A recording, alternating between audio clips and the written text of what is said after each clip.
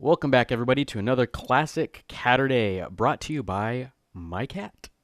Here is a picture of her. Her name is Quinn. Okay, so let's get into our Catterday game today. This game has a 25-year-old hero named Jumpman, a stupid villain, and a seaweed-demanding lady. Are you confused? I'm guessing by the image of the video you already saw, you're probably guessing that it's Mario. But now you're not sure what I'm talking about. Well, the game is Radarscope. Still confused? I bet some of you, and by some I mean very, very few of you, get where I'm going with this. But you are correct. A bit. I am actually talking about the origin of Mario. Does that help? Well, if you haven't caught on by now, the game I'm going to talk about is Donkey Kong.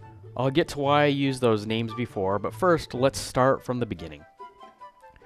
Donkey Kong was an arcade game made by Nintendo for the American market.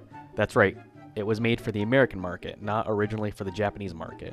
And it was made to replace a failed game called Radarscope, which is why I mentioned that. And this was in 1981. Shigeru Miyamoto was the lead developer and was being rushed to create a game to be put into the already made gaming cabinets for the Radarscope game. Miyamoto estimated it would take him approximately 3 months to develop the game, but it was actually closer to 5 months. In that time, he lived in the dorms provided by the Nintendo company, which also had a business bathtub. According to Miyamoto, this bathtub was where he was able to fill his head with ideas for Stupid Monkey.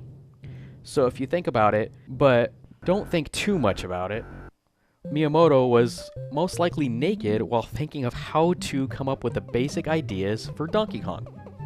I said Miyamoto worked on Stupid Monkey because that's how he wanted to portray Donkey Kong. This led him to use the word donkey, as the definition he found in the dictionary stated that the word meant idiot, which is coinciding with stupid.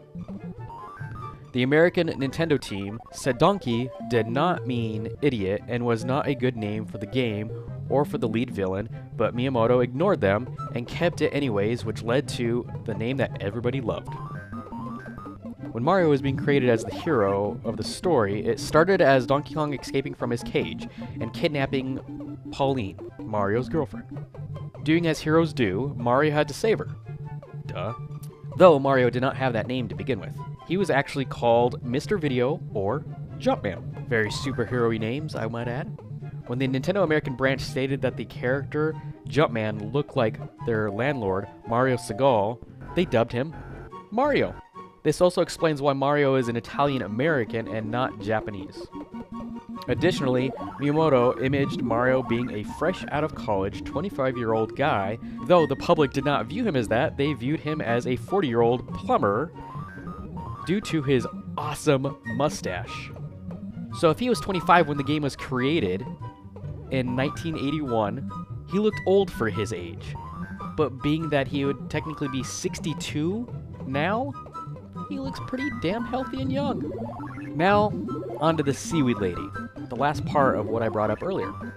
The game originally was supposed to have actual audio, words spoken in the game. Mario would say, "Nice," every time he would jump over one of the barrels. The beautiful damsel in distress, Pauline, would yell, "Help, help," in my best girly voice. "Help, help!" When the game was reviewed by Nintendo employees, they thought the pronunciation of the words sounded a bit odd. Upon listening to the audio, the professor asked the Nintendo crew if the woman was requesting seaweed. Confused by the question, the professor continued, "Sounds like the woman is yelling kelp, kelp," as in seaweed. Oh, sorry. Kelp, kelp! The game was too far in development to redo the audio, so it was removed and replaced with sound effects. Miyamoto said from that point, he learned that sound effects was a must in any of his future games. Well, that's the basic history of Donkey Kong. This game was a wonderful game, and basically the framework to Nintendo's face today, which is Mario. because this was the creation of Mario. The game originally came out as an arcade game, which I stated earlier, to replace Radar Scope.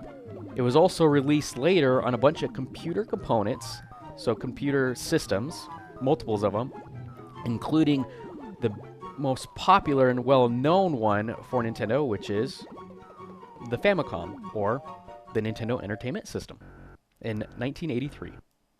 This also created a flow of over 30 different Donkey Kong games and games that feature Donkey Kong in them. It's hard to believe that Donkey Kong started out as a pure villain, and now he is considered the heroic Kong we know and love today. I hope you guys enjoyed this video.